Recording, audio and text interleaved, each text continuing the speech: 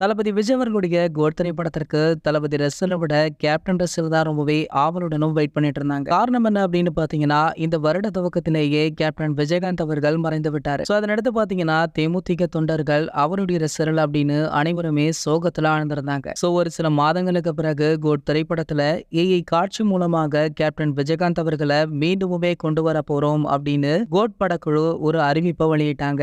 இதனடுத்து பாத்தீங்கன்னா பிரேமலதா அவர்களுமே இந்த அறிவிப்பை உறுதி பண்ணாங்க. அதுல இருந்தே கேப்டன் ரசிகர்கள் இவருடைய காட்சியை கோட் திரைப்படத்துல பார்க்க ஆவலுடனும் வெயிட் பண்ணிட்டு இருந்தாங்க. அடுத்தடுத்து வெளியாகிற அப்டேட்ல கேப்டனுடைய காட்சிகள் இடம்பெறுமா அப்படின்னு ரொம்பவே ஆர்வமாகவும் சந்தோஷத்துடனுமே இந்த படத்துடைய அப்டேட்டுகளை அவங்களுமே செலிப்ரேட் பண்ணாங்க. அந்த வகையில பாத்தீங்கன்னா தற்போது இவங்களுடைய காத்திருப்பிற்கு ஒரு சரியான பலன் கிடைச்சது அப்படின்னு தான் சொல்லணும். காரணம் என்ன அப்படின்னு பாத்தீங்கன்னா, கோட் திரைப்படத்துல விஜயகாந்த் சாருடைய ஏஐ காட்சி பக்காவாக வந்திருக்கு. படத்துடைய ரிலீஸிற்கு முன்பாகவே கேப்டனுடைய குடும்பத்திற்கு இந்த காட்சிகள் அனைத்துமே போடப்பட்டாலும் ரசிகருடன் இந்த படத்தை திரையரங்குகள்ல பார்க்கணும் அப்படின்னு கேப்டன் குடும்பத்தினர் திரையரங்கிற்கு விசிட் அடிச்சிருக்காங்க. படத்தை பார்த்தது மட்டும் இல்லாம படத்திற்கு வேற லெவல்ல ரெஸ்பான்ஸ் பண்ணியும் இருக்காங்க.